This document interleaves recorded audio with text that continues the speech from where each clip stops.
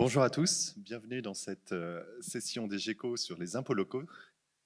Donc, je suis Aurélien Baillon, enseignant-chercheur à EM Lyon Business School, et aujourd'hui, j'agis ici comme modérateur. Donc, nous allons parler de fiscalité locale, qui représente plus de la moitié des ressources de fonctionnement des collectivités territoriales.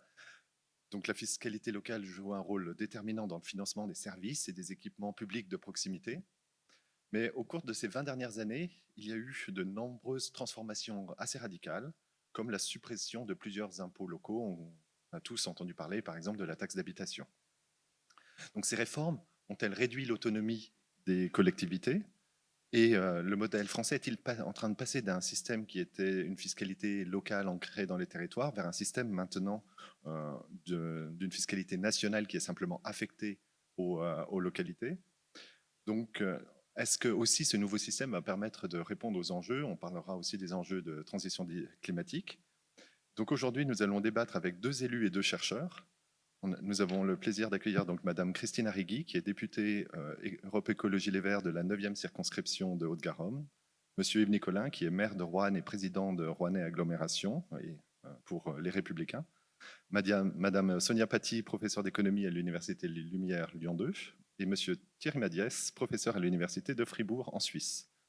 Donc nous allons commencer avec un constat avec Monsieur le maire, puis ensuite on ira un peu plus dans les chiffres avec notre économiste local Sonia Paty, et ensuite on verra un cas complètement différent, celui d'une confédération, la Suisse, pour finir avec une proposition de résolution qui a été portée à l'Assemblée nationale par Madame la députée. Et donc tout cela, ça devrait nous amener à peu près dans une heure, au moment où il y aura la possibilité pour vous de poser des questions. Donc nous allons commencer maintenant avec Monsieur le maire. Donc nous avons le plaisir d'accueillir Yves Nicolin, maire Les Républicains de Roanne, et président de Rouennais Agglomération. Roanne, c'est 35 000 habitants et pour la ville, et l'agglomération a 102 000 habitants. Donc voilà, une petite photo de la ville de Roanne quand même, et aussi une photo de l'agglomération qui est en partie rurale, avec ici un des petits villages de l'agglomération. Donc vous avez été élu pour la première fois en 2001 et vous en êtes aujourd'hui à votre troisième mandat non consécutif, et vous avez été parlementaire pendant 24 ans, ce qui vous donne à la fois une vision locale et nationale des finances publiques. Donc la première question, quand vous comparez la situation actuelle à ce que c'était quand vous avez été la première fois élu maire en 2001, qu'est-ce qui a le plus changé en termes de financement, de marge de manœuvre?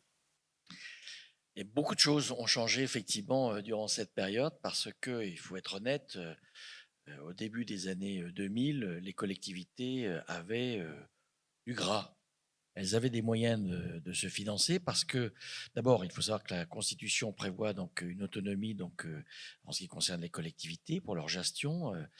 Les recettes des collectivités, en particulier donc des communes, sont essentiellement portées par l'impôt local, bien évidemment, on l'a évoqué. Alors à l'époque où nous avions une taxe d'habitation, une taxe foncière, des taxes concernant les entreprises, y compris sur les transports publics avec ce qu'on appelait donc le versement transport qui est devenu le versement mobilité. Et puis aussi nous avions donc des dotations de l'État qui étaient importantes, et par ailleurs donc des recettes propres. Quand vous allez au théâtre, à la piscine, à la patinoire, vous payez votre droit d'entrée. Lorsque vous voulez refaire votre trottoir, vous payez une prestation qui est faite par la collectivité. Et donc, on avait grosso modo des recettes qui étaient vraiment à ce niveau-là. Aujourd'hui, comme vous l'avez dit, par rapport à nos dépenses de fonctionnement, nous n'avons plus qu'environ 30% de l'ensemble pardon, 50% de nos dépenses de fonctionnement sont financées par l'impôt, c'est-à-dire le remplacement de la taxe foncière ayant disparu, il ne reste plus que la taxe d'habitation ayant disparu, il ne reste plus que la taxe foncière. Mais ça représente plus que 30% de nos recettes totales par rapport à nos dépenses globales, investissement et fonctionnement. Elles étaient dynamiques hier, parce que vous construisiez des immeubles, vous aviez des habitants supplémentaires, vous aviez des recettes supplémentaires. Elles ont été donc remplacées, en tout cas la taxe d'habitation, par une notation qui, elle, a perdu de son dynamisme, même si jusqu'à présent, elles étaient relativement compensées avec un taux qui compensait l'inflation. Aujourd'hui, nous sommes effectivement très inquiets de voir que ces dotations ne vont plus suivre donc l'inflation. Et c'est pour nous donc une recette qui perd de son dynamisme. La taxe foncière, elle est payée uniquement par les propriétaires et ce sont déjà dans beaucoup de collectivités donc des impôts qui sont assez lourds. Et en tout cas, en ce qui me concerne, nous avons toujours pris la décision de ne jamais toucher donc aux taux d'impôts locaux, considérant que nous étions là pour faire avec ce dont nous avions besoin, mais surtout les dotations que nous avions, et qu'il était hors de question d'aller piocher dans la poche du contribuable pour aller chercher donc de l'argent. Et puis, les dotations de l'État, elles ont changé radicalement en 2014 avec le gouvernement Valls, où ce dernier a décidé donc non seulement de ralentir l'augmentation de ces dotations, mais de les diminuer. Et pour une ville comme Roanne, qui est une ville moyenne, qui compte 37 000 habitants, c'est une perte depuis 2014 chaque année qui est équivalente à plus de 3 millions d'euros. Donc c'est colossal dans un budget qui, au total, en compte 70, 80 selon les années. Et c'est que l'équivalent d'environ 30 millions d'investissements qui ne se font plus sur les mandats. Et donc ça, c'est pour nous donc, une vraie pénalité. Depuis, les choses se sont stabilisées. Par contre, on voit bien que dans la discussion budgétaire actuelle, nous risquons à nouveau d'avoir des dotations donc, qui baissent. Non pas qu'elles baissent de façon globale, mais la répartition de ces dotations, avec des critères qui quelquefois nous échappent, voire sont totalement injustes, vont donc pour certains d'entre nous donc être réduits. Les calculs que nous venons faire, par exemple pour l'agglomération que je préside, c'est 3 200 000 euros de moins que l'année dernière en fonctionnement.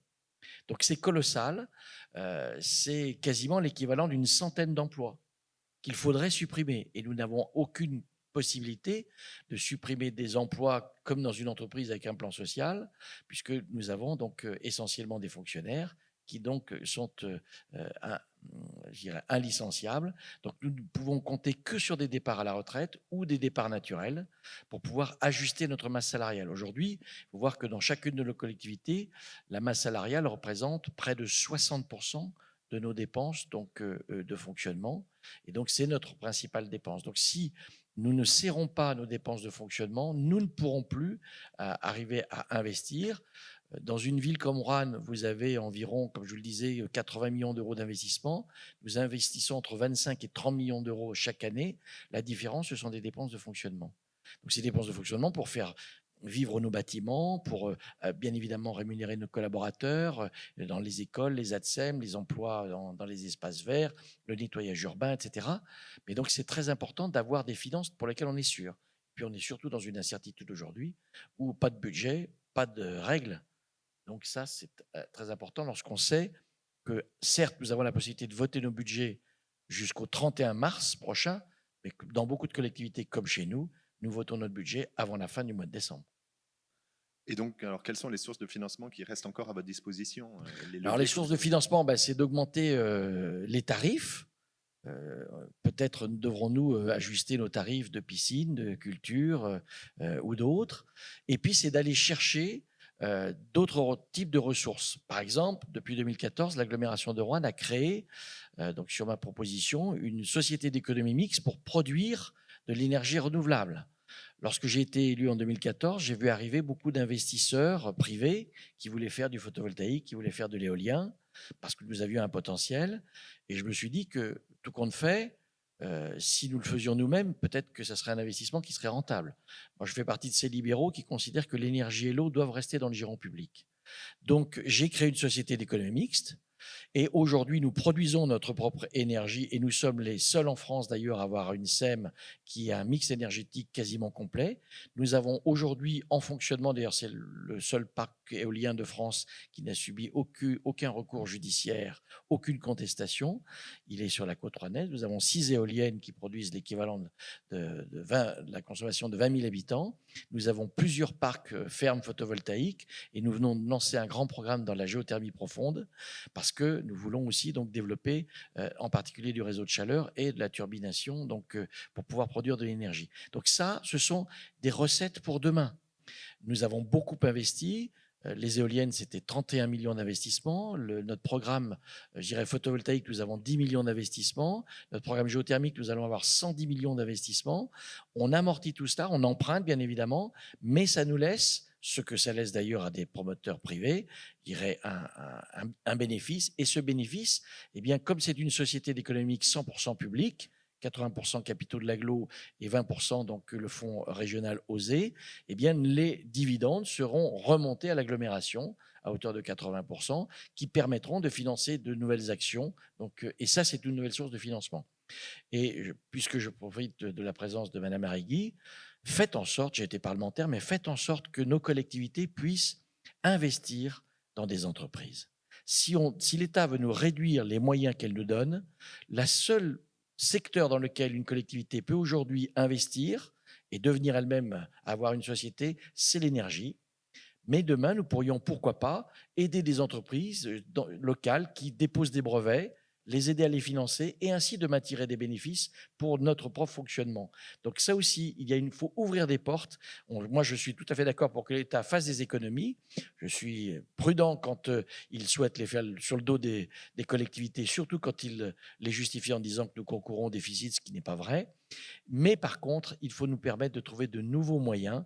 Et parmi ces nouveaux moyens, c'est de pouvoir mettre de l'argent, devenir actionnaire de certaines sociétés qui peuvent être demain prometteuses.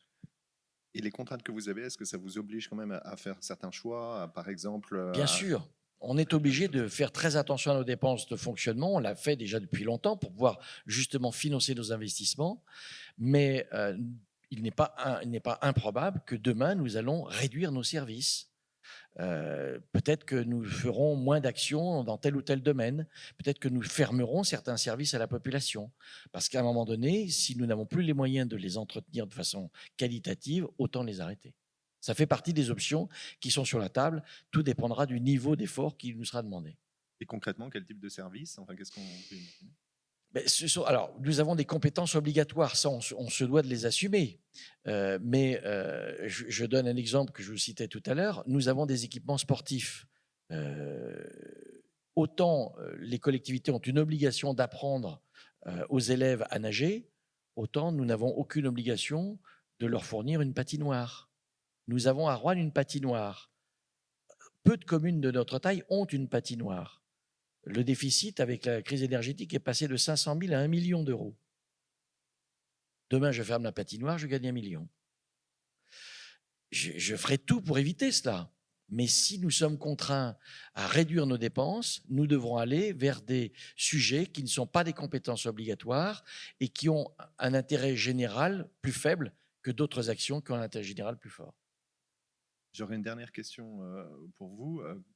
Donc vous êtes à la fois maire et président d'agglomération. Est-ce que ça, c'est une source de gaspillage? C'est-à-dire, on a encore parfois on parle de millefeuille administratif, ou est-ce que c'est une source d'efficacité? Enfin, comment il faut le voir, ces différents niveaux? Alors que nous ayons des strates trop importantes dans notre pays, certainement. La situation des départements aujourd'hui est tellement inquiétante qu'on ne voit pas d'autre issue que la disparition des départements. Les départements aujourd'hui traitent toutes les affaires sociales, mais demain, qui les prendra? Ce n'est pas parce qu'on va faire disparaître des départements qu'on va faire disparaître les actions et les dépenses qui vont avec. Donc il faudra bien qu'il y ait d'autres collectivités qui se répartissent. Donc demain, si on devait réduire le nombre de strates, le reste, avec peu peut-être d'économies d'échelle. Mais si vous voulez, je compare un petit peu nos collectivités. Moi, je vois la ville, l'agglomération. Nous avons, par contre, le distinguo entre une ville et une agglomération, nous avons des compétences qui sont très claires. Ce que fait l'agglomération, la ville ne peut plus le faire. Elle ne le fait pas. Et ce que fait la ville, l'agglomération ne peut pas le faire, puisque c'est hors de ses compétences. Ce qui est gênant dans le millefeuille que nous avons, c'est que vous avez des collectivités, je pense à la région, qui a des compétences que nous avons aussi au niveau de l'intercommunalité. Le département qui mène des compétences que nous avons aussi sur le plan communal. Par exemple, le social, il est vraiment réparti entre la commune, voire même une partie de l'intercommunalité, et le département. Faisons en sorte peut-être de clarifier les compétences avant de parler de millefeuille. Mais entre la ville et l'agglomération, si vous voulez, c'est comme une entreprise qui aura un service production et un service administratif, par exemple. Et ce n'est pas parce que vous avez deux services que vous allez dépenser plus d'argent. Je pense que chaque collectivité doit faire très attention à ses dépenses, doit bien évidemment chasser les dépenses qui peuvent paraître les moins intéressantes sur le plan de l'intérêt public et oser aussi, à un moment donné, peut-être dire stop.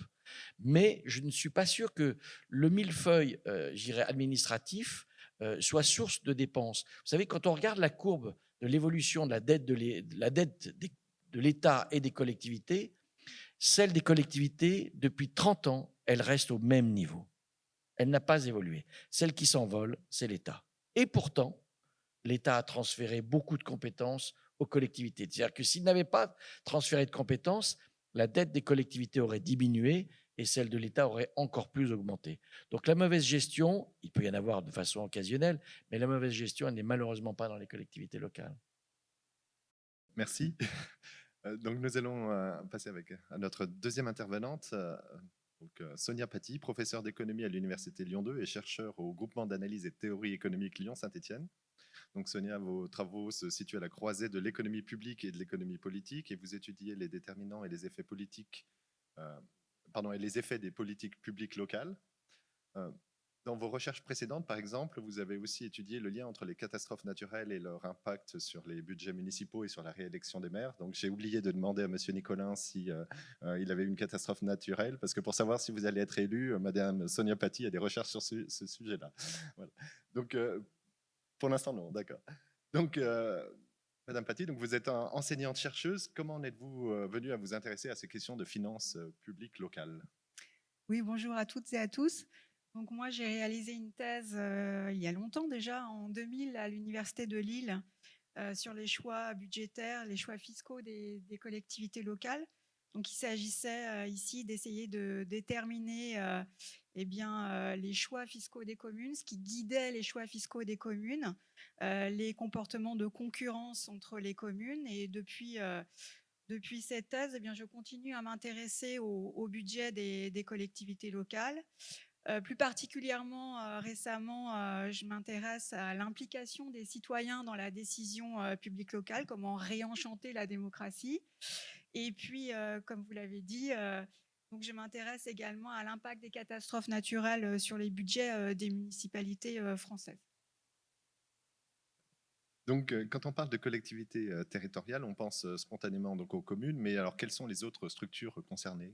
Oui, alors une petite définition pour démarrer. Une collectivité territoriale, c'est une entité publique qui est dotée d'une assemblée délibérante élue au suffrage universel. Donc ça, c'est pour la définition générale. Donc vous avez ici sur ce schéma les différentes catégories de collectivités territoriales. Donc évidemment les communes, les départements et les régions. Alors la spécificité des communes, c'est qu'elles disposent d'une clause générale de compétences, alors que les départements et les régions disposent de compétences qui sont listées par la loi. Alors, vous avez aussi les collectivités à statut particulier qui sont précisées sur ce schéma, et puis les collectivités d'outre-mer. Alors, ici n'apparaissent pas les intercommunalités ou les établissements publics de coopération intercommunale, parce que les établissements, les EPCI, donc les intercommunalités, au sens strict, ne sont pas des collectivités territoriales, mais ce sont des établissements publics qui sont créés par des collectivités territoriales pour exercer des compétences en commun. Donc, par exemple, la métropole de Lyon, c'est une collectivité territoriale, mais à statut particulier. Et donc, le sujet du jour, c'est l'indépendance financière. Alors, comment ont évolué les recettes fiscales locales ces dernières années? Oui, pardon. En fait, oui.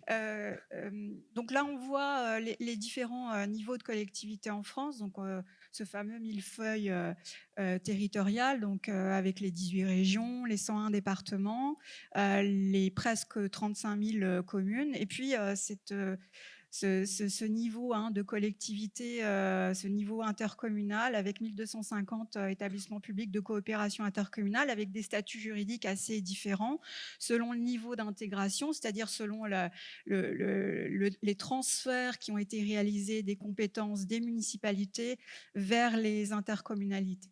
Voilà. Donc, pour répondre à votre question, comment les dépenses totales ont évolué? Alors, je ne sais pas si on voit très bien, mais peu importe. Donc, vous voyez qu'ici est représenté sur cette figure le montant des recettes totales des collectivités territoriales. Donc, ne sont pas incluses ici les intercommunalités. Donc, on distingue deux périodes, une période de 2011 jusqu'à la crise Covid, jusqu'en 2020, avec une augmentation progressive et régulière des recettes totales des collectivités territoriales. Et puis, juste après la crise Covid, on voit un effondrement des recettes totales des collectivités territoriales. Alors, pas seulement à cause de la crise Covid, mais aussi en raison des différentes réformes fiscales qui ont été votées au cours des années précédentes. Et donc, au-delà des impôts directs, alors quelles autres recettes alimentent Oui. les budgets locaux? Oui, alors pour synthétiser, ici, vous voyez apparaître sur ces deux camemberts la répartition des recettes des collectivités territoriales. Donc, il y a trois principales recettes des collectivités territoriales. Donc, la première ici, c'est la fiscalité locale, dont la part a augmenté entre 2012 et 2022. La part seulement, pas le montant, puisqu'on vient de le voir. On voit aussi apparaître, deuxième source de recettes, on voit les dotations et les compensations qui sont versées par l'État. Et puis, on voit, troisième source de recettes, ce sont évidemment les recettes qui sont payées par les usagers des services publics locaux, comme on l'a dit tout à l'heure, les recettes des piscines, etc. Ce qu'on observe sur ce schéma, c'est que certes, la part des recettes fiscales a augmenté, mais on voit en revanche que les dotations de l'État ont diminué. La part des dotations de l'État a diminué dans le total des recettes fiscales. Alors, c'est lié à plusieurs réformes, notamment en 2014 et en 2017. Deux années importantes qui ont vu une diminution de la dotation qui est versée aux collectivités territoriales. Et donc, de quelle autonomie peuvent encore disposer les collectivités pour financer leur budget, pour ajuster leur budget ou pour financer des nouveaux projets? Oui. Alors, aujourd'hui, on peut dire que l'autonomie, elle est quand même amoindrie. Elle est amoindrie pour plusieurs raisons. Il y a eu plusieurs réformes fiscales, comme je le disais. La première réforme fiscale, elle a touché la fiscalité sur les entreprises. Donc, vous avez peut-être souvenir de la taxe professionnelle pour les plus âgés d'entre vous. Elle a été supprimée donc en 2010. C'était une des premières recettes fiscales des collectivités territoriales, a été remplacée par trois autres impôts locaux. La cotisation sur la valeur ajoutée des entreprises, qui normalement devrait disparaître en 2028, si j'ai bien compris. La contribution foncière des entreprises et puis l'imposition forfaitaire des entreprises de réseau, donc, qui porte essentiellement sur le secteur des transports, l'énergie et les télécommunications. Donc, le rendement de ces impôts a fortement diminué.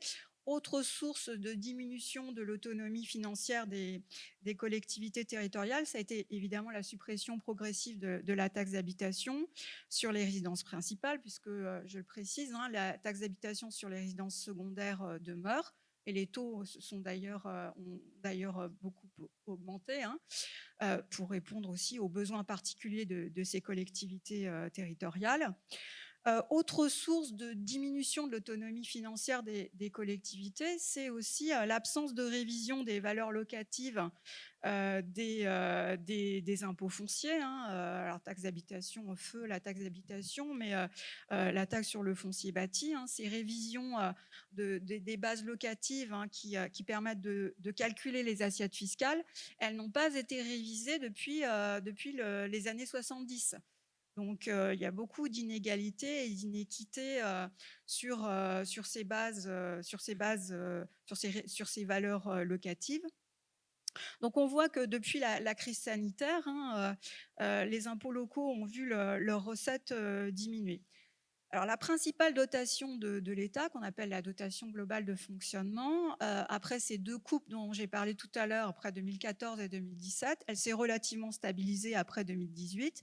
Mais ce qui a explosé, en fait, ce sont les versements de l'État aux collectivités territoriales pour compenser, en fait, la diminution, et la suppression de la taxe d'habitation pour compenser la diminution de la cotisation sur la valeur ajoutée des entreprises.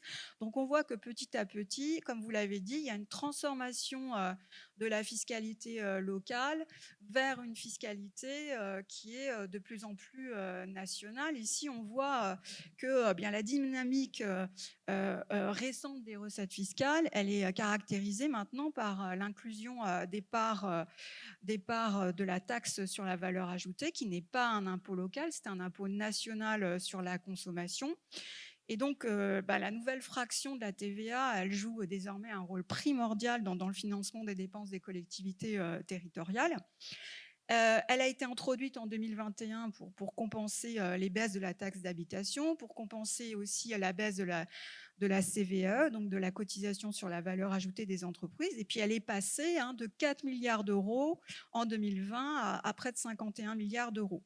Et puis elle continue de progresser dans la composition totale des recettes fiscales des collectivités. Alors, la difficulté que l'on peut voir pour les collectivités qui sont récipiendaires, c'est une forte sensibilité à la conjoncture. Et ça signifie également qu'on rencontre des difficultés à prévoir les recettes de la TVA. Les services compétents de l'État ont beaucoup de difficultés à prévoir ces recettes. Et donc, c'est un impôt qui on peut dire, est quand même éloigné des décisions publiques locales. Ça permet difficilement de faire un lien entre le niveau de prélèvement et les recettes et les services qui sont financés au niveau local. Et pour finir, est-ce qu'on pourrait parler de fiscalité verte? Est-ce que c'est une solution? Est-ce que c'est un levier? Enfin, Ouais. de quoi s'agit-il au fond aussi, la fiscalité Alors, verte? un levier, je ne crois pas, mais qu'est-ce qu'on appelle fiscalité verte en économie? Donc, ce sont tous les dispositifs qui permettent d'encourager des initiatives respectueuses de l'environnement. Donc, ces dispositifs permettent, lorsqu'ils le peuvent, donc ce ne sont pas des taxes dédiées, mais ce sont des impôts qui permettent ici d'encourager des comportements respectueux de l'environnement. Alors, depuis 2023, les collectivités territoriales ont pu financer la transition écologique via le fonds vert. Donc le fonds vert, c'est ce fonds qui a été créé et qui permet de financer 3 axes, la performance environnementale, notamment la rénovation de l'habitat, l'adaptation au changement climatique, l'amélioration du cadre de vie. Alors ce fonds vert, il était doté en 2023 à sa création de 2 milliards d'euros. Et puis, environ 6 000 collectivités ont bénéficié de ce fonds vert. Plusieurs projets ont été portés, donc environ 10 000 projets ont été portés, ont été financés par les collectivités territoriales. Et malheureusement, ces 2 dernières années, le fonds vert a été diminué de moitié.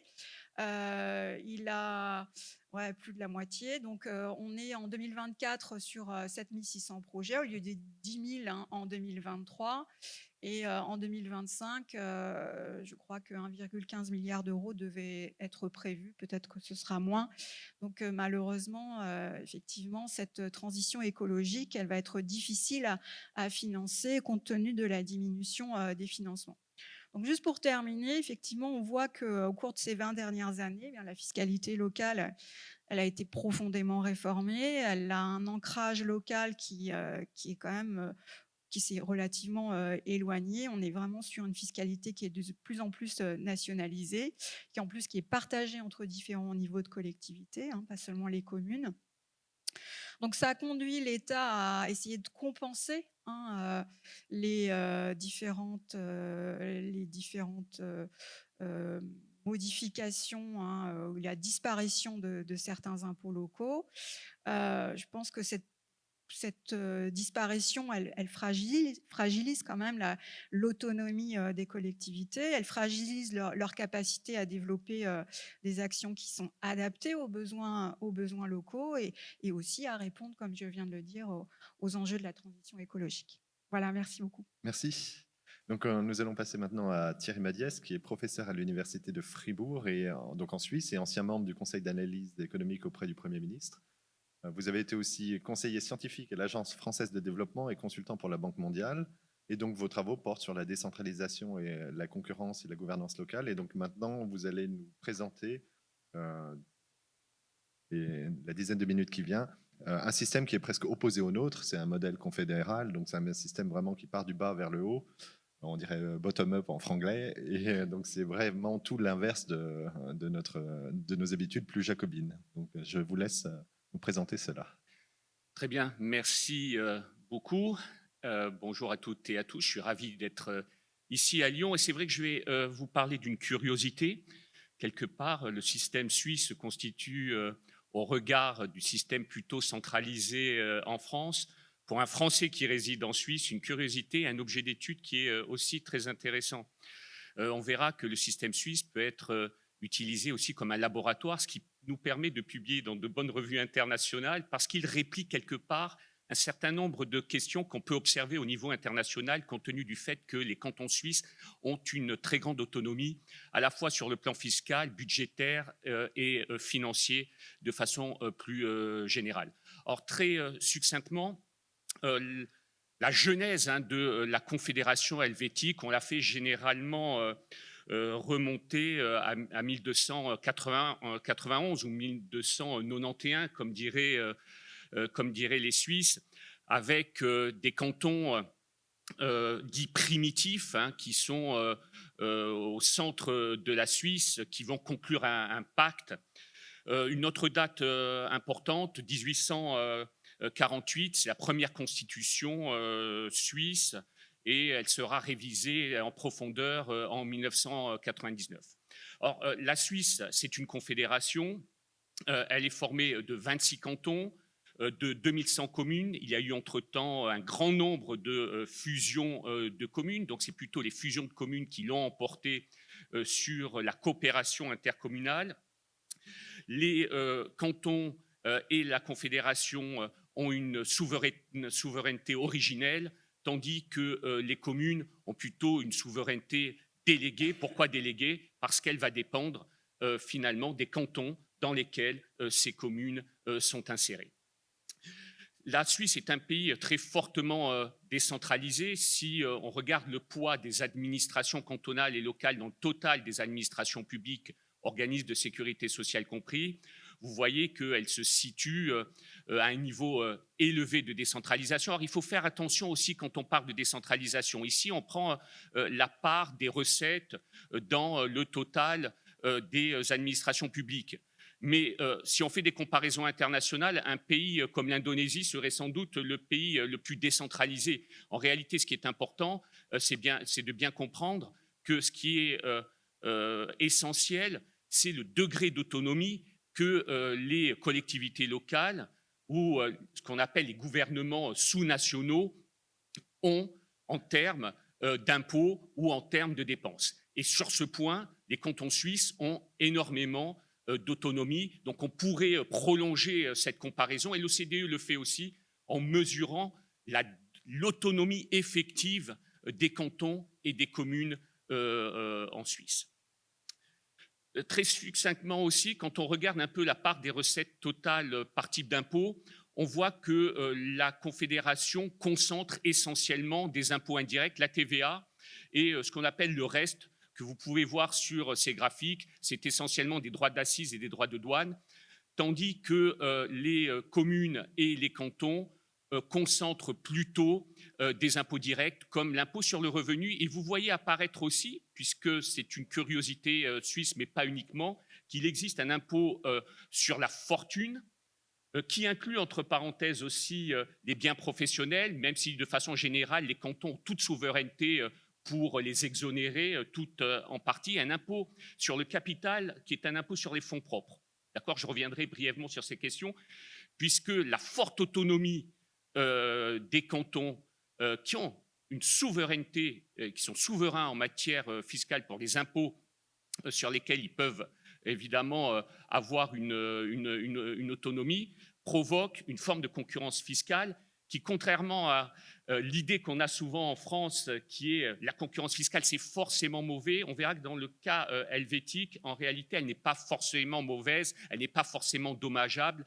Elle peut avoir aussi des vertus et elle fait partie, quelque part, avec des freins aussi, de l'exercice de la souveraineté des cantons et des communes. Donc vous voyez sur le graphique suivant que si on prend l'impôt sur le revenu, il est essentiellement prélevé par les cantons et les communes, alors que la taxe sur la valeur ajoutée est prélevée en totalité par la Confédération. L'impôt sur le bénéfice est plutôt bien partagé avec un système de taux additionnels. L'impôt sur la fortune, essentiellement du domaine des cantons et des communes, l'impôt sur le capital aussi.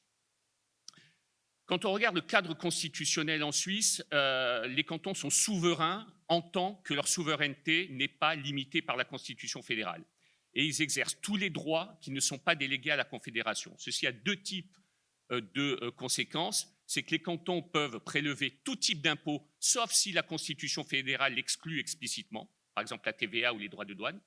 Et la Confédération ne peut prélever des impôts que sur la base d'une disposition constitutionnelle implicite. Ça veut dire quoi? Ça veut dire que tous les 20 ans, il y a des référendats qui nécessitent une double majorité du peuple et des cantons qui remettent à l'ordre du jour la question de l'impôt sur le revenu ou de la TVA telle que prélevée par la Confédération. Et la prochaine échéance, si je me souviens bien, c'est 2035. Alors, hop, je passe sur la notion de dégressivité de l'impôt, j'y reviendrai. Deuxième point qui est important, concernant aussi le cadre fiscal constitutionnel de la Suisse, c'est qu'il y a une loi d'harmonisation fiscale. L'harmonisation, elle s'étend essentiellement aux faits générateurs, à l'objet, à la période de calcul de l'impôt, mais tout ce qui est barème et taux d'impôt ne sont pas soumis à l'harmonisation fiscale et restent du ressort des cantons et des communes. Pourquoi il y a de l'harmonisation au niveau au moins des assiettes? Tout simplement pour rendre plus visible la charge fiscale pesant sur les contribuables. Donc les cantons sont tenus par la loi fédérale aussi de prélever un impôt sur le revenu des personnes physiques, sur le bénéfice des personnes morales, ainsi qu'un impôt sur la fortune et un impôt sur le capital des personnes morales. Si vous regardez la charge fiscale, là, on a mis un gros revenu. Ce que vous observez, c'est que malgré la concurrence fiscale qu'on observe, alors les économistes estiment ce qu'on appelle économétriquement des fonctions de réaction fiscale et qui permettent de mesurer en quelque sorte des comportements stratégiques entre communes ou entre cantons. Que se passe-t-il quand les cantons limitrophes décident de baisser leur taux d'imposition? Quel est l'effet sur la politique fiscale d'un canton en particulier? Ce qu'on observe, c'est qu'il existe des différences importantes concernant le taux moyen d'imposition avec une forme de frontière dite linguistique, ce qu'on appelle le Röstigraben, qui sépare la Suisse alémanique essentiellement de la Suisse romande.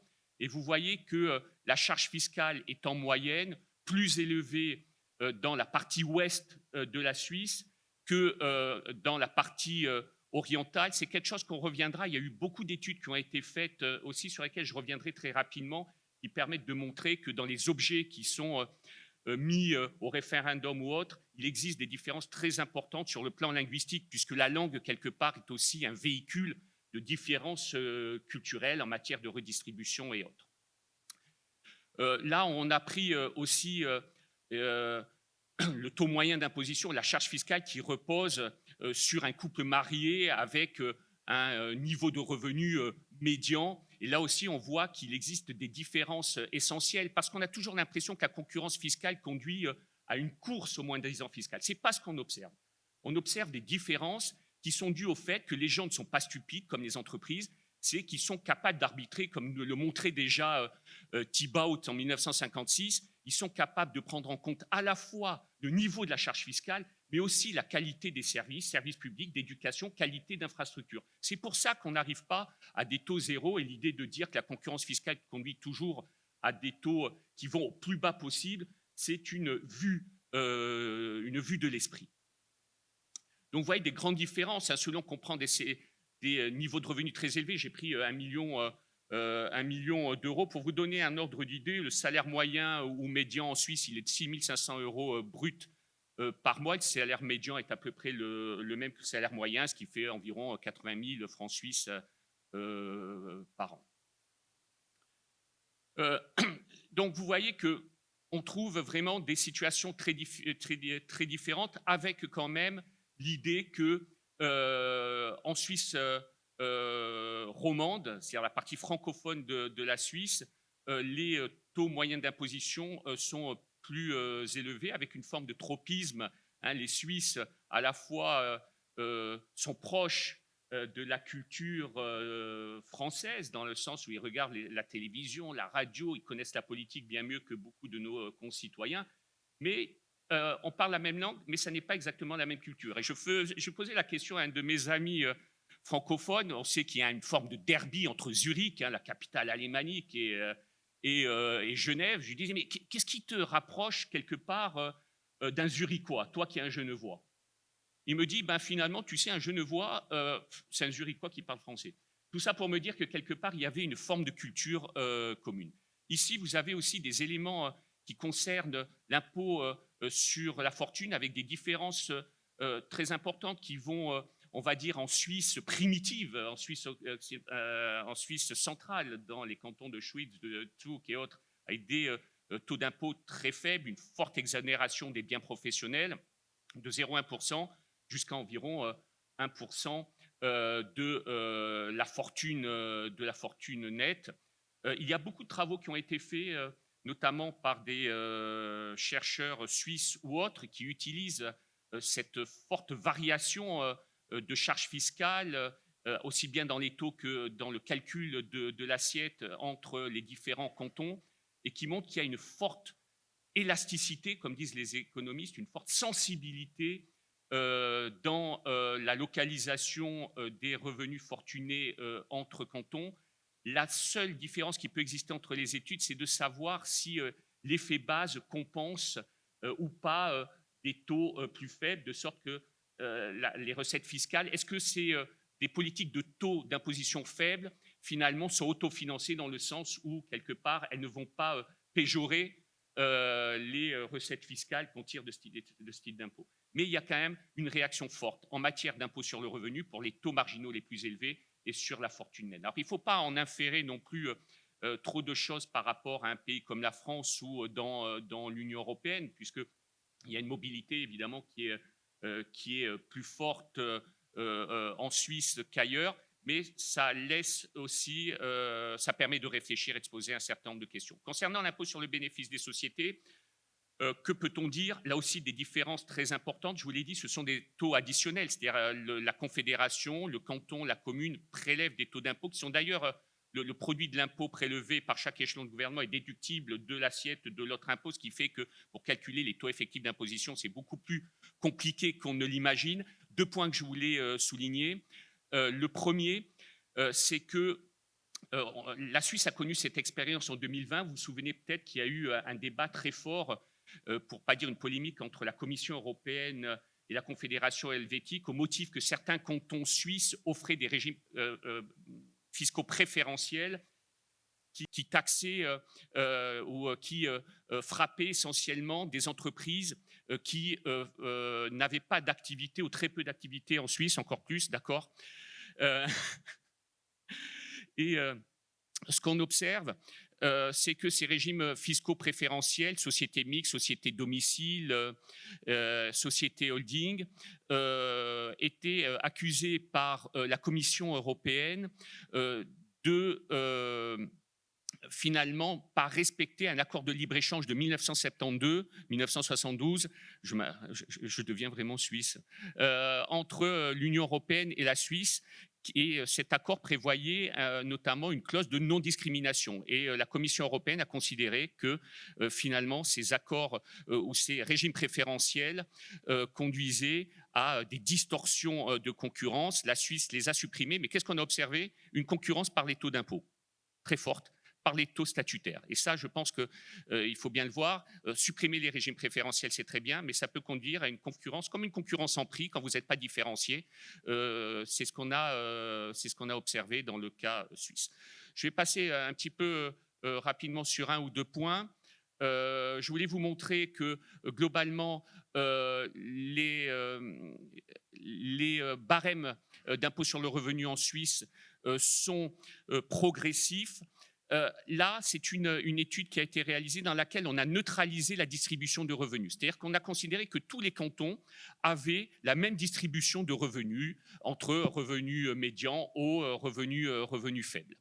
Et donc, on voit que dans ce cas-là, quand vous neutralisez finalement la distribution de revenus entre cantons, on voit que l'impôt sur le revenu est progressif en Suisse.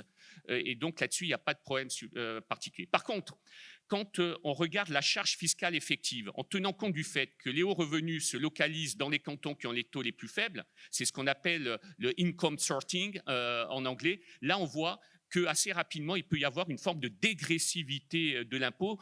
Donc, vous voyez que la concurrence fiscale et la mobilité peut conduire, comme on s'y attend, à une baisse des taux effectifs d'imposition quand le revenu augmente, et c'est lié à la mobilité des bases, alors même que les barèmes d'impôt sur revenu étaient relativement élevés. Donc, cette concurrence fiscale, il me reste combien? 3 minutes, 4 minutes? Un peu moins, ok, alors je vais terminer rapidement. Je voulais juste vous dire 2 mots sur l'analyse de la concurrence fiscale au niveau du Röstigraben.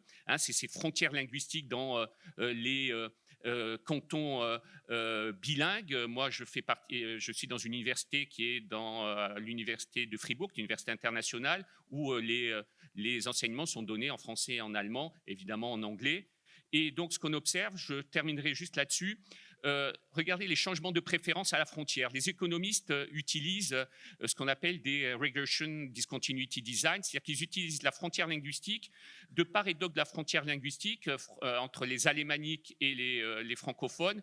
Vous voyez que quand on regarde les parts de voix en faveur des référendums qui portent sur des questions plutôt portées par la gauche, on voit des différences très importantes entre la Suisse romande et la Suisse alémanique. Donc, il y a des différences culturelles importantes. C'est des modèles économétriques qu'on utilise et on peut montrer qu'il y a une forme de causalité. Je termine là-dessus. Quand on regarde les impôts, par contre, vous voyez que quand on se rapproche de la frontière linguistique, la différence essentielle qu'on trouvait en termes de préférence sur les objets liés, je suis de gauche, donc je vais être plus prompt à voter pour certains objets. Sur la fiscalité, on ne le retrouve pas parce que très simplement, malgré les différences de préférence, vous voyez apparaître une forme de concurrence fiscale, y compris à la frontière linguistique, qui sur le plan des recettes va contraindre fortement la mise en place des politiques fiscales. Voilà, je vous remercie, j'ai été un peu long, je suis désolé. Pas de problème, merci. On a appris beaucoup de choses maintenant sur le système suisse. Je vais reprendre la petite télécommande par contre. Donc merci, on va revenir en France avec Madame la députée Christine Arrigui. Merci d'avoir accepté notre invitation en ces temps chargés à l'Assemblée. C'est très apprécié et précieux que vous puissiez nous éclairer sur ces enjeux.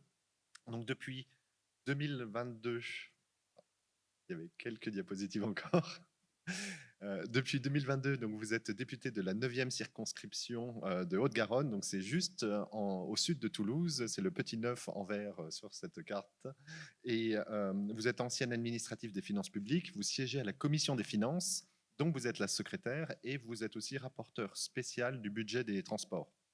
Et vous êtes l'autrice d'une proposition de résolution numéro 1039 appelant à l'organisation d'une conférence nationale sur l'autonomie financière et les marges de manœuvre fiscales des collectivités territoriales. Donc, ma première question, c'est, voilà, vous appelez à l'organisation d'une conférence et quel est l'objectif principal de cette initiative ?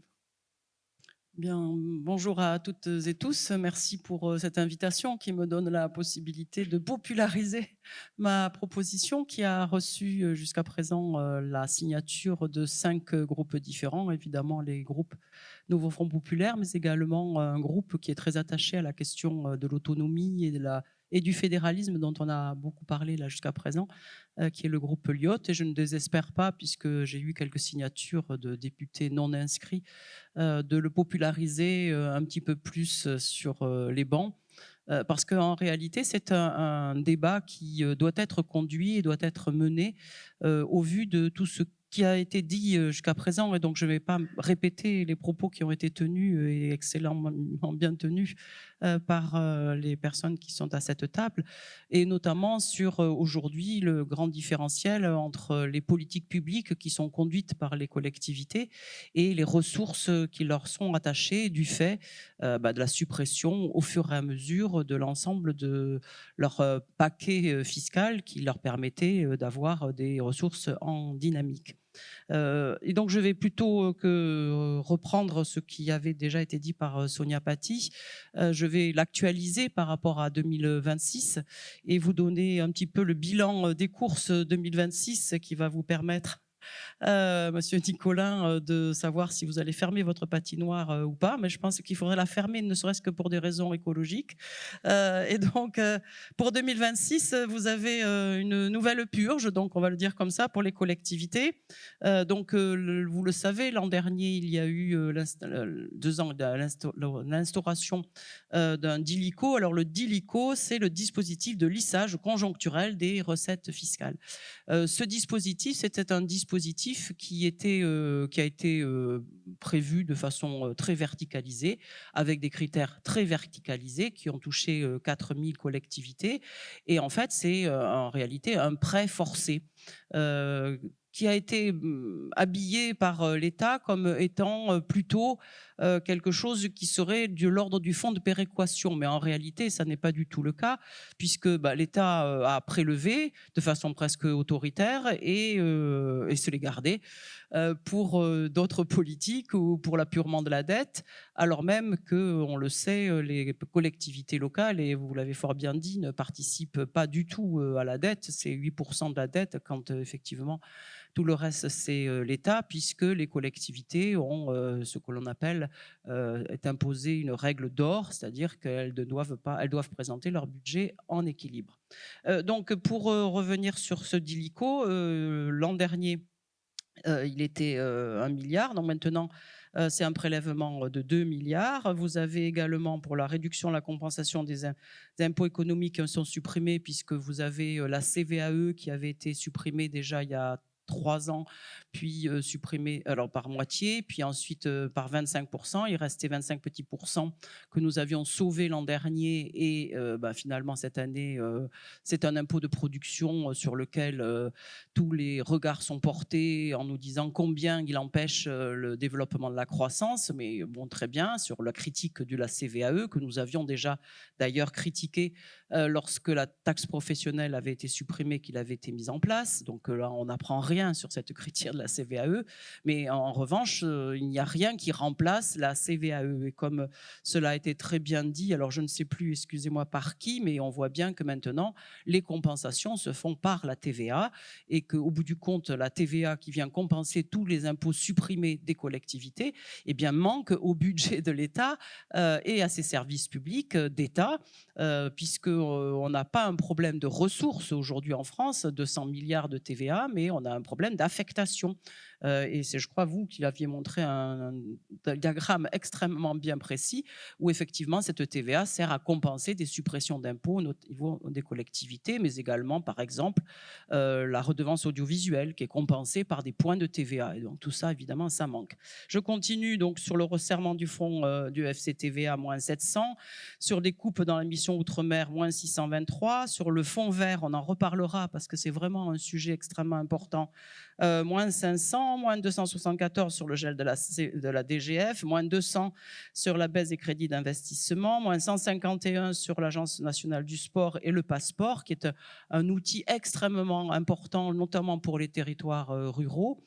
Également, baisse des crédits pour l'insertion, réduction du fonds d'économie solidaire, perte.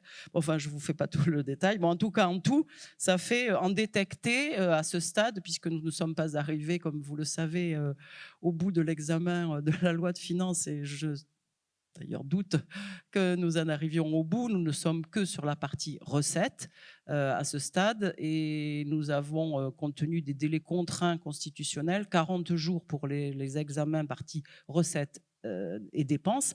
Et nous n'avons fait que 6 articles de la partie recettes sans attaquer la partie dépenses véritablement. Et donc, tout ça doit s'arrêter le 23 novembre, vous voyez la date à laquelle nous sommes. Donc, il est possible, même probable, que le texte parte au Sénat sans même que nous ayons fini d'examiner le dossier. Sans compter aujourd'hui l'augmentation des points de la CNRACL, j'ai toujours du mal à le dire. Donc, tout ça fait que les collectivités aujourd'hui sont en grande difficulté, d'où et je reboucle par rapport à votre question, cette proposition qui me paraît être d'une urgence absolue si l'on veut si on veut pouvoir continuer des politiques publiques au niveau des collectivités et des investissements. Les collectivités, c'est 70% des investissements. J'anticipe peut-être sur vos questions parce que je vous donne tous les éléments comme cela.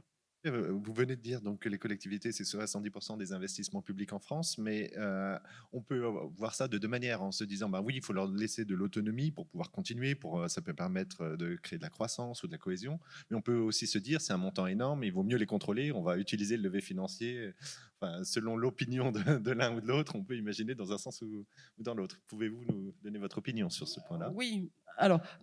D'abord, je voudrais rappeler, parce que c'est quand même important de le rappeler, l'article 72.2 de la Constitution. Alors, je le lis parce que je ne le connais pas par cœur. C'est « Les recettes fiscales et autres ressources propres des collectivités territoriales représentent pour chaque catégorie de collectivité une part déterminante de l'ensemble de leurs ressources ». On vient de voir qu'aujourd'hui, c'est de moins en moins déterminant.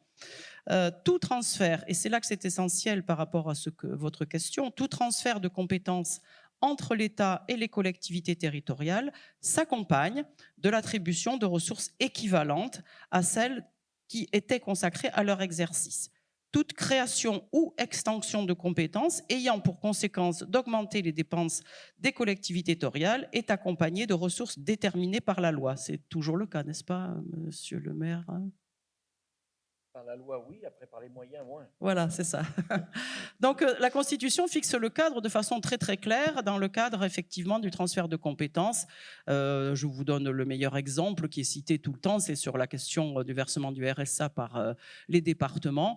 Le transfert de compétences le versement du RSA au département, dès le départ, ne s'est pas fait avec le transfert des moyens sur la possibilité, effectivement, de verser le RSA et avec, en plus, aujourd'hui, une augmentation du taux de pauvreté de façon exponentielle. On est aujourd'hui à 9,8 millions de personnes vivant sous le seuil de pauvreté. Le seuil de pauvreté, c'est 1 200 € pour une personne pour tout le mois, pour vivre, pour se loger, pour se nourrir, etc. Et donc, évidemment, de ce niveau-là, on tombe rapidement dans un dispositif de soutien et d'aide sociale, et notamment de RSA. Et là, certains départements, aujourd'hui, sont, on pourrait le dire, quasiment en faillite par rapport à ces politiques, puisque en plus, la manne fiscale qui les alimente, c'est-à-dire les droits de mutation à titre onéreux ou à titre gratuit, s'est effondrée également avec la question du marché immobilier dont on n'a pas suffisamment parlé, parce que là aussi, c'est une imposition qui est extrêmement fluctuante en fonction du marché immobilier. Alors, les collectivités, effectivement, réalisent 70% de l'investissement public. Donc, on pourrait parler là-dessus, et j'ai hésité par rapport à ma proposition de résolution, de faire une proposition de résolution pour un nouvel acte majeur de décentralisation. Mais bon, ça, c'est les universitaires le savent très bien, c'est le marronnier, si on peut dire, de tous les universitaires, depuis de toute la littérature sur le sujet, sur la question de la décentralisation. Aujourd'hui, en France, nous avons des actes de décentralisation 82-83, un petit chouïa avec 86, la loi NOTRe qui est une catastrophe. La loi NOTRe, c'est celle qui a créé les très, très grandes régions. Moi, je viens d'un territoire qui s'appelle l'Occitanie. L'Occitanie, c'est plus grand que l'Autriche, mais c'est un nain budgétaire et un nain politique. Aujourd'hui, notre système de décentralisation a créé des collectivités qui, de plus en plus, deviennent des acteurs passifs de politique de l'État et qui, évidemment, paient les politiques de l'État, dont vous imaginez, je ne partage pas les orientations actuelles. Mais plutôt que de m'intéresser à cette action de décentralisation, je me suis dit que ça ne pourrait pas prospérer. J'étais un peu, si on peut dire, pragmatique.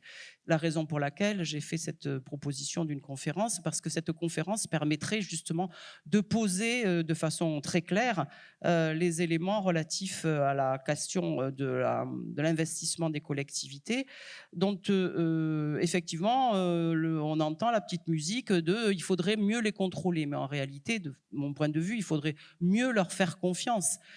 Puisqu'on le voit bien, et les chiffres en témoignent, ce ne sont pas les collectivités qui, bien que ce soit le petit message ou même le gros message que l'on entend régulièrement à l'Assemblée, ce ne sont pas les collectivités qui ont créé le déficit. Les collectivités, c'est moins de 8% de la dette publique, alors que l'effort budgétaire qui leur est demandé pour 2026, c'est plus de 15%. En effet, ces collectivités, du fait effectivement des règles dont je vous ai parlé, nous sommes dans une situation où on pointe du doigt l'État, enfin le gouvernement, je ne vais pas dire l'État parce que je suis aussi l'État, mais le gouvernement pointe les responsabilités de collectivités. Alors d'ailleurs, toutes tendances politiques confondues, de ce côté-là, ils ne font pas de demi-mesure. Ça a commencé déjà il y a 2 ans.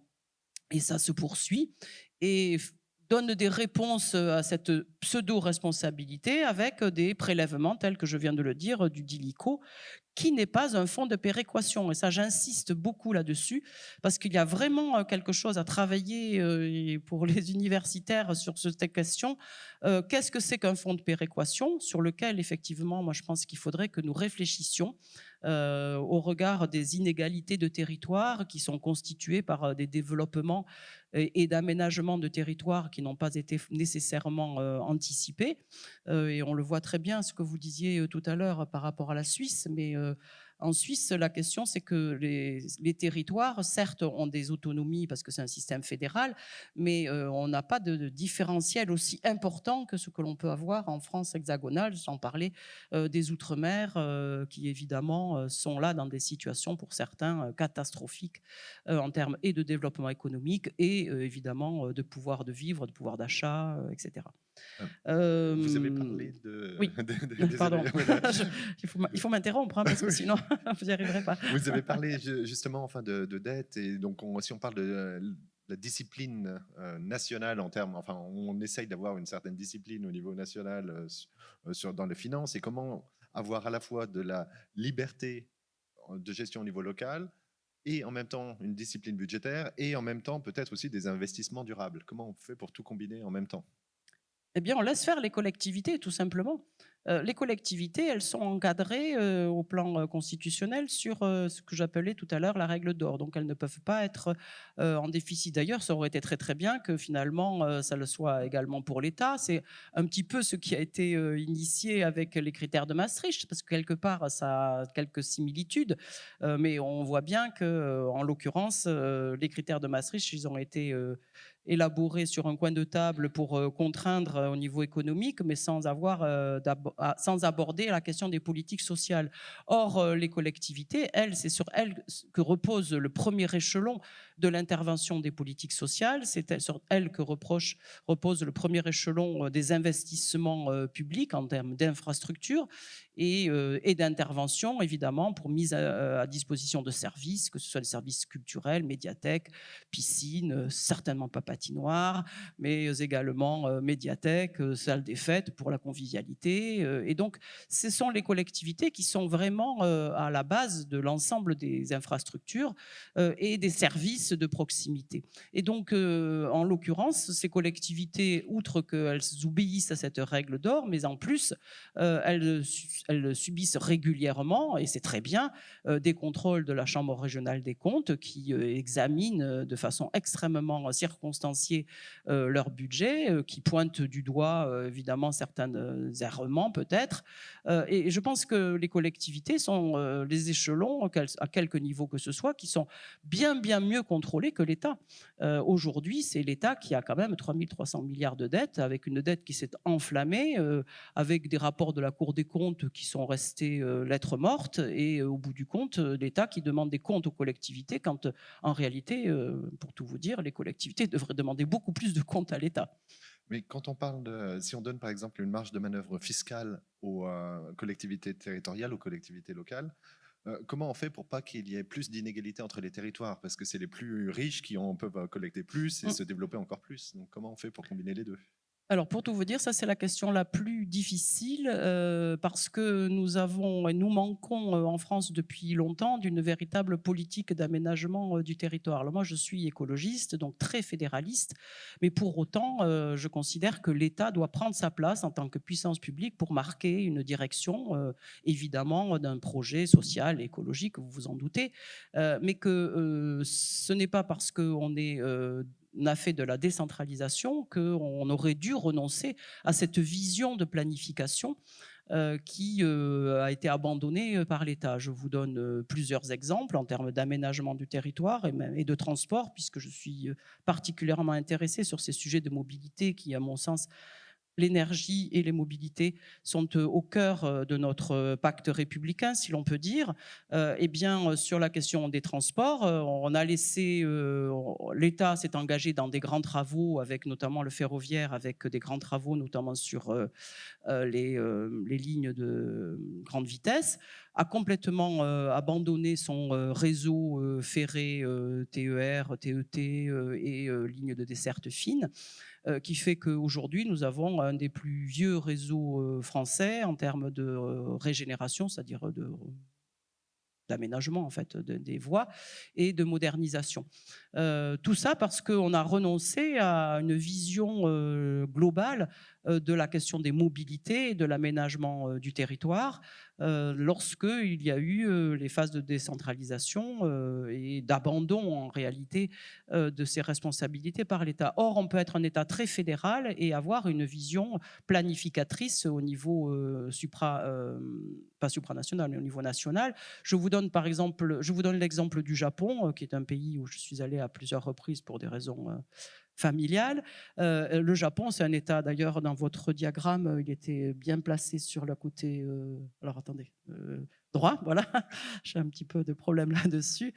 Sur le côté droit, c'est un État fédéral, c'est les voies, la question des transports au Japon, que ce soit le fonctionnement, mais également l'entretien et la propriété des voies, ce sont des sociétés privées, donc il n'y a pas de société nationale comme nous on a à SNCF. Et pourtant, il y a un plan étatique extrêmement solide, extrêmement exigeant, qui passe des contrats avec ces sociétés privées, que ce soit pour l'entretien et que ce soit pour la circulation. Et au Japon, une société privée dont le train arrive avec plus de 2 minutes de retard, le PDG se fait harakiri. Voilà. Donc, on voit bien qu'en réalité, sur ces questions-là, il faut que nous réaffirmions évidemment certains éléments en termes d'aménagement et puis réaffirmer également une nouvelle fiscalité avec des pouvoirs de taux, évidemment. Revenir sur la catastrophe de la suppression de la taxe d'habitation, par exemple, mais évidemment sur des bases nouvelles, puisque les bases sur lesquelles était assise la taxe d'habitation, c'était des bases de 1970 qui n'avaient pas été révisées, et donc une grande injustice à ce sujet. Et donc, on va arriver au moment des questions, mais si vous pouviez répondre très rapidement à la dernière Oui, question qui est sur savoir, parce qu'il y a quelque chose, vous avez mentionné la règle d'or, et il y a aussi parfois, on parle de règle d'or verte. Est-ce que vous pourriez nous en parler, juste définir ce que c'est rapidement, et si c'est quelque chose qu'il faudrait mettre en place ou pas? Oui, alors c'est quelque chose qu'il faudrait que nous portons en tant qu'écologistes, c'est cette règle d'or verte, mais nous la portons au niveau des collectivités, mais également au niveau de l'État.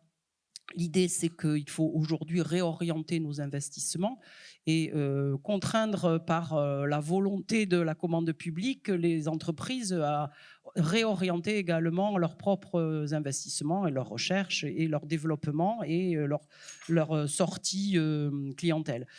Et donc, c'est une façon de passer dans une transition écologique et d'entraîner le monde industriel, mais qui passe par une voie, on pourrait dire comptable, mais en réalité, c'est une façon très pertinente de notre point de vue pour accompagner cette transition et donc orienter par rapport à la question de la façon dont on comptabilise l'investissement. Et effectivement, si on arrivait à introduire l'idée que l'investissement, à partir du moment où il est vertueux, parce qu'il va y avoir un retour sur investissement, et vous avez cité tout à fait, alors c'était exactement l'idée que nous soutenons et que vous avez développée, comme quoi toutes les initiatives dans les territoires participent en fait de cette compréhension du sujet.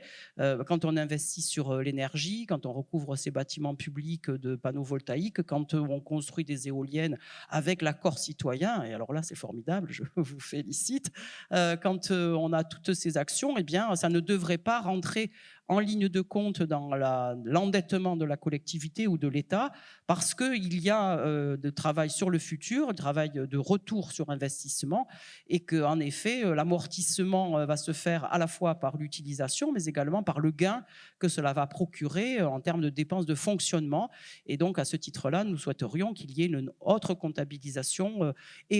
Alors, ça pourrait porter à deux niveaux. D'abord, au niveau européen, c'est une idée qu'il faut porter au niveau européen pour que tout ce qui est investissement vertueux, investissement vert, puisse sortir des critères de Maastricht. Et ça pourrait réorienter les politiques étatiques et également, évidemment, d'en faire bénéficier les collectivités de façon à ce qu'elles investissent dans des investissements vertueux. Et le fonds vert, c'était un petit peu cette idée-là, mais bon, le fonds vert, je vous l'ai dit, il a été divisé par deux. C'était une excellente idée, hein, et d'ailleurs, pour beaucoup de collectivités, il y a eu beaucoup de projets qui, au bout du compte, n'ont pas pu être financés parce que ça a déjà été divisé par deux l'an dernier et redivisé par deux cette année. Voilà, donc en fait, il y a plein de choses à faire. Nous avons plein d'idées. Encore faudrait-il que des politiques un peu exigeants par rapport aux générations futures s'en saisissent. Merci beaucoup. Donc, j'ai déjà pas mal de questions reçues en ligne donc par les personnes qui sont en ligne et dans la salle. Une première question, il a été mentionné plusieurs fois, la révision des valeurs locatives. Est-ce qu'il y a eu des études d'impact là-dessus? Est-ce que ça a été un peu étudié? Est-ce que l'un d'entre vous en sait quelque chose sur ce sujet-là? Connaissance, il n'y a pas eu d'étude d'impact et c'est bien pour ça que les choses n'avancent pas. Parce que, bien évidemment, tout le monde se réjouira de voir sa taxe baisser. Par contre, ceux qui devront l'avoir augmentée seront bien évidemment pas très heureux. Et comme il faudra de toute façon au minimum un équilibre en termes de recettes, ça veut dire qu'il faudra bien évidemment que certains payent pour d'autres. Il y a une question. Après, au-delà même, oui, pardon, et puis juste une chose, au-delà même de la révision, l'établissement même de la valeur locative est quelquefois ubuesque. Et moi, j'ai des exemples dans ma propre ville. Nous sommes une ville dans laquelle, contrairement à ce qu'on pourrait penser, la valeur locative est très élevée. On ne l'explique pas. Les SISCO sont incapables de nous l'expliquer. Donc, c'est vrai que c'est un système qu'il faudrait refonder, mais qui n'est pas simple.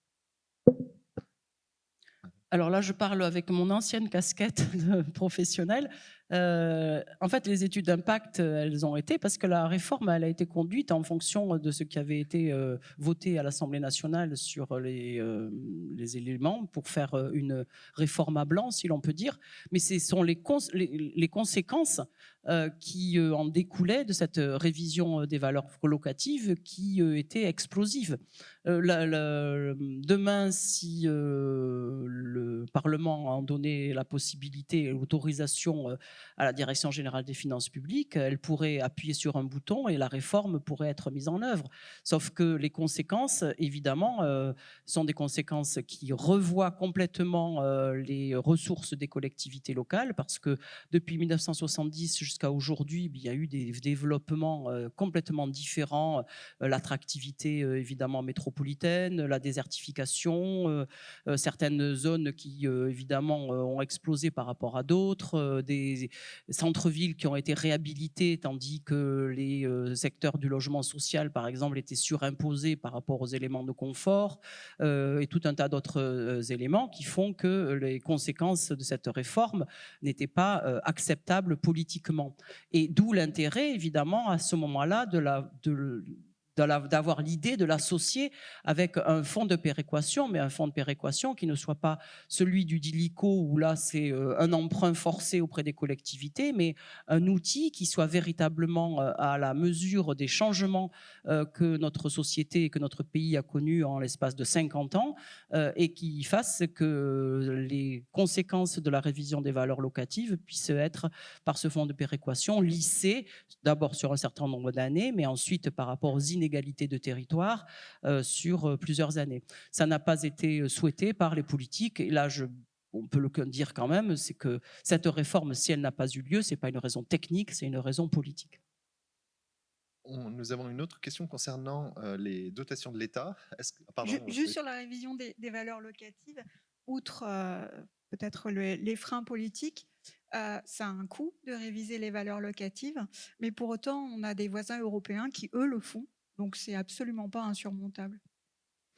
Et donc, concernant les dotations de l'État, est-ce que les dotations de l'État, il y a une distinction entre dépenses d'investissement et dépenses de fonctionnement? En gros, c'est une question qu'on nous pose. Est-ce que quand il y a une dotation de l'État, est-ce que c'est écrit, ça c'est uniquement pour l'investissement, ça c'est uniquement pour le fonctionnement? Comment ça fonctionne exactement? La dotation de l'État, la principale, c'est la dotation globale de fonctionnement. Donc, par définition, c'est une dotation qui doit être dépensée, qui doit faire l'objet de dépenses de fonctionnement. Mais il y a aussi des dépenses d'investissement, hein, il y a d'autres dotations. Mais la DGF, c'est exclusivement pour le fonctionnement. Et donc, une autre question, donc, par exemple, quand il faut investir, est-ce que les communes peuvent emprunter auprès de l'État? Comment ça fonctionne exactement? Alors, pour compléter ce qui vient d'être dit, notre capacité d'investissement dépend de notre capacité à dégager des recettes de fonctionnement par rapport à nos dépenses. C'est-à-dire que si nous avons plus de dépenses de fonctionnement que de recettes, on investira à zéro. Si par contre on arrive à avoir plus de recettes de fonctionnement dans lesquelles on retrouve la dotation et d'autres choses, eh bien dans ce cas-là, nous dégageons une capacité d'autofinancement qui nous permet de financer des investissements. Certains investissements étant supérieurs à cette CAF nécessitent d'être payés par emprunt. Donc, nous avons une capacité d'emprunt, bien évidemment, avec des normes. Cela est encadré. L'endettement d'une collectivité ne doit pas dépasser 12 années donc de remboursement. Et donc, on se tourne vers le marché donc, des prêts, le marché bancaire. Et ça peut être aussi bien la Caisse des dépôts et consignations, en tout cas la Banque des territoires, ou des banques privées qui nous prêtent. Après, ces banques, elles vont regarder notre taux d'endettement, elles vont regarder les projets, elles vont nous proposer un taux, durée de remboursement. Et nous avons des questions. Et c'est ce qui constitue notre endettement. Contrairement à l'État, nous, notre endettement, nous le remboursons. L'État emprunte et rembourse les intérêts. Nous remboursons chaque année le capital. Et une collectivité, et c'est pour ça qu'on est tous furieux quand l'État nous met à contribution pour dire vous devez contribuer à résorber une partie du déficit, d'ailleurs qu'on ne résorbe pas, hein, puisque là encore, il faudrait aussi peut-être que le Parlement change les termes. Arrêtons de parler de déficit en pourcentage de PIB. Quand vous avez un État qui dépense 300 milliards et qui a 200 milliards de recettes, ce n'est pas 3% du PIB, c'est 30% de déficit. Ça se chiffre en centaines de milliards. Et vis-à-vis de l'opinion publique, dire on a 3, 4, 5, 6% de PIB, oh ben 3, 4, 5, 6%, c'est comme si j'achète quelque chose 3, 4, 5, 6% plus cher. Ça va passer. Dans l'esprit des gens, c'est jamais grave la dette. Sauf qu'aujourd'hui, l'État emprunte un tiers de plus pour payer ses dépenses qu'il n'a pas. Et nous avons une dette aujourd'hui de plus de 3 000 milliards. Et le jour où les taux d'intérêt augmenteront parce que notre note sera dégradée, là, on va faire flamber les intérêts de la dette tout en ne continuant pas à rembourser notre dette elle-même. Quant aux collectivités, nous votons des budgets à l'équilibre et dans ces budgets, il y a effectivement du remboursement de la dette, mais nous la remboursons. Madame Arregui, si un jour M. Nicolin revient à l'Assemblée, je pense qu'il va siéger avec les écologistes. J'en suis convaincue. au regard des propos qu'il tient et des politiques qu'il conduit au plan local. Évidemment, les collectivités peuvent emprunter, mais vous avez tous en tête la question des emprunts avec les prêts toxiques qui avaient été, sur certaines collectivités, avaient été une lourde charge de remboursement et de remboursement de prêts, d'emprunts. Et aujourd'hui, le vrai sujet, c'est que la charge de la dette existe évidemment, mais alors il ne faut pas comparer parce que nous sommes aux journées de l'économie et donc il faut quand même le dire. Quand certains politiques comparent la dette de l'État avec la dette d'un ménage, franchement, c'est se fiche du monde parce qu'on n'est pas du tout dans la même situation, ni à la fois sur nos capacités d'endettement, ni à la fois sur la durée de vie de la dette, puisque nous, malheureusement, nous avons une durée de vie qui va s'arrêter, tandis que l'État, ça se poursuit. En revanche, là où c'est un vrai sujet, c'est que la charge de la dette, c'est-à-dire remboursement des intérêts de la dette, pour peu qu'il y ait une inflation importante ou pour peu que certains prêts aient été contractés, non pas en valeur obligataire, enfin moi je ne vais pas rentrer dans les détails, d'une réforme qui a été portée à l'époque par Dominique Strauss-Kahn, pourrait faire que cette charge de la dette soit bientôt plus importante que le budget de l'éducation nationale. Et là, c'est un vrai sujet. Il nous reste 10 minutes. Et pas une de plus. La diffusion sera arrêtée dans 10 minutes. Et donc, et je voudrais résumer un certain nombre de questions que l'on a, et ça sera peut-être l'opportunité pour chaque intervenant de nous dire quelques mots sur quel est vraiment le lien entre indépendance financière et décentralisation, et même fédéralisme. Enfin, j'ai les questions qui sont liées aux trois concepts, en disant est-ce qu'il faut les trois. Donc, je vais vous demander cet exercice très difficile. On va peut-être commencer par Thierry Madiès tout au bout. En 2 minutes, qu'est-ce qu'on peut apprendre, par exemple, du cas suisse, ou ce que vous pourriez ajouter sur ce sujet-là? C'est un petit peu ce par quoi j'ai commencé, c'est-à-dire que quand j'ai présenté ce graphique de l'OCDE au début de ma présentation, très souvent, quand on regarde si un pays est décentralisé ou pas, on va prendre quelque part le poids du secteur local dans le total des administrations publiques, État, sécurité sociale, collectivités locales inclus.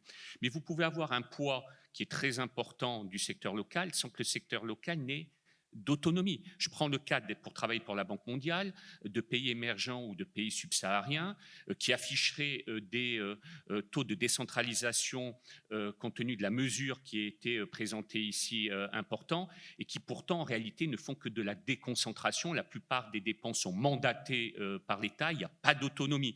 Donc ça c'est quelque chose et c'est une très bonne question. Le poids du secteur local, ça n'est qu'une dimension. Ce qui est important, c'est est-ce que les collectivités locales ont une autonomie dans leur choix de dépenses, dans le choix des taux, éventuellement du calcul de la base imposable, parce que les taux effectifs d'imposition dépendent des taux que vous voyez, mais aussi du calcul de la base imposable.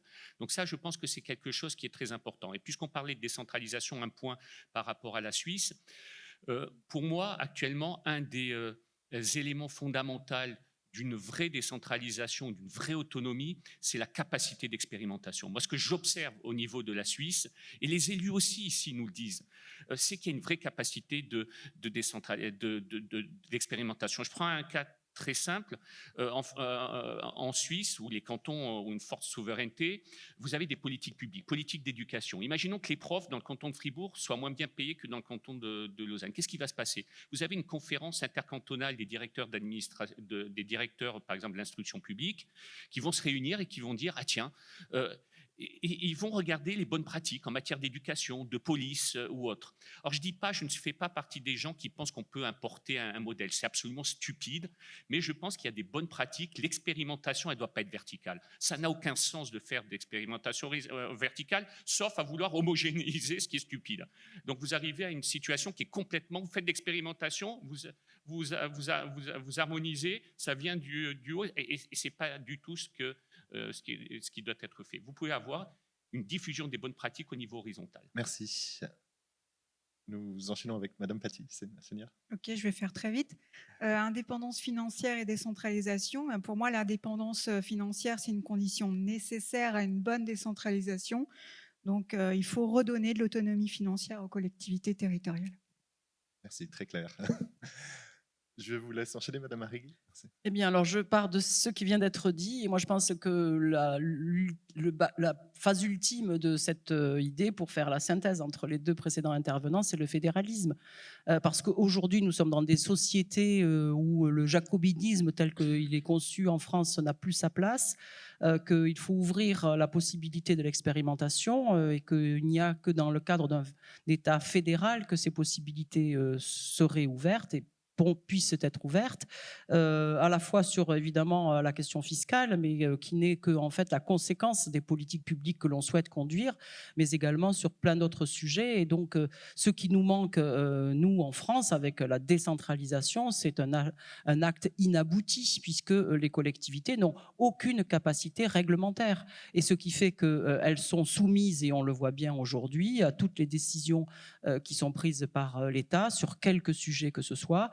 Et dans la mesure où elles sont en plus contraintes financièrement, leurs compétences qui n'étaient pas des compétences obligatoires lorsqu'elles ont voulu un peu les déployer, aujourd'hui elles sont obligées de revenir en arrière parce qu'elles n'ont plus les moyens de les assumer. Et donc vive le fédéralisme.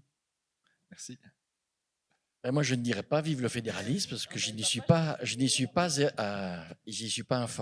favorable. Je pense qu'il y a eu des actes de décentralisation forts qui ont été portés d'ailleurs par François Mitterrand et le gouvernement Mauroy et qui se sont arrêtés en chemin. Et donc, on peut très bien, dans un État centralisé, jacobin, décider de donner de l'autonomie, une vraie autonomie aux collectivités. C'est une question de détermination, une question de volonté politique. Ce n'est pas une question de fédéralisme ou pas. C'est soit le pouvoir national, le Parlement s'empare de ce sujet et décide de donner une véritable autonomie avec une intention claire, ne pas essayer par des moyens détournés de revenir dessus. Parce qu'on nous a donné effectivement cette autonomie. Mais on revient dessus avec des outils fiscaux, avec une petite réglementation par-ci, par-là. Et puis, je suis favorable bien sûr à l'expérimentation, mais que cette expérimentation, comme je l'évoquais tout à l'heure en début de mon propos, laissons-nous faire dans nos territoires. Si nous voulons investir dans une société, laissons-nous faire. Les élus sont responsables, ils assument ces responsabilités. Ce n'est pas plus compliqué d'investir dans une société qui peut demain devenir, ça serait exceptionnel, une licorne, pas plus compliqué que d'investir en faisant donc un équipement routier ou un équipement administratif de plusieurs dizaines ou centaines de millions d'euros. Le risque n'est pas plus important. Faites confiance aux élus locaux. Et donc, je pense que nous aurons à ce moment-là des collectivités plus dynamiques. Après, juste un mot sur le fédéralisme. Attention, parce que vous avez aussi géographiquement des territoires qui ne sont pas sur les mêmes niveaux. Et si demain vous avez... c'est un peu déjà le cas de nos régions. On a des régions qui sont plus ou moins riches. Si vous donnez tout le pouvoir à nos deux régions riches, Paris et puis la région donc Auvergne-Rhône-Alpes, et puis attention, parce que vous avez des régions qui sont beaucoup moins riches, eh ben, ce n'est pas pour autant qu'elles auront le pouvoir, qu'elles auront les moyens de se développer. Il nous reste 2 minutes parce que vous avez été tous très sages. Donc, Madame Arrigui, si je vous voyais réagir et presque avoir envie de reprendre le micro. Le fédéralisme ne signifie pas que l'État national soit faible. L'État, lui, fixe les lignes, fixe l'avenir, fixe les orientations. Et les collectivités, justement, ça répond complètement à votre préoccupation, sont ensuite libres, à la fois réglementairement, à la fois en expérimentation et à la fois en levier fiscal, de mettre en œuvre et de prendre des initiatives. On n'est pas avec l'idée de plusieurs pays dans un même pays. Le fédéralisme, ce n'est pas du tout ça. Et je pense que c'est particulièrement adapté à la situation actuelle et à l'envie qui est dans les territoires, et on le voit avec tous les projets qui émergent dans les territoires, à l'envie d'expérimenter, à l'envie de faire qui émergent dans les territoires. Et donc, moi, pour en conclure, si l'on peut dire, par rapport à la proposition que j'ai faite, si je peux identifier vraiment un sujet sur lequel nous devons progresser collectivement, c'est celle de construire une gouvernance partagée. Une gouvernance partagée dans le dispositif tel que nous le connaissons aujourd'hui, où l'État fait confiance à ces territoires et ne leur grignote pas au fur et à mesure leurs capacités, ou plus exactement une gouvernance partagée pour construire un avenir qui ne peut passer, de mon point de vue, que dans une démocratie mature, et une démocratie mature qui ne peut s'accompagner que d'une initiative qui soit prise à tous les niveaux, et citoyens et de collectivités, et ça s'appelle le fédéralisme. Merci beaucoup à tous. Et même si il peut y avoir des désaccords sur les mots, on voit qu'en tout cas, il n'y a pas complet désaccord sur plein de mesures pratiques et sur plein de sujets concrets sur lesquels on a parlé. Donc, merci à tous.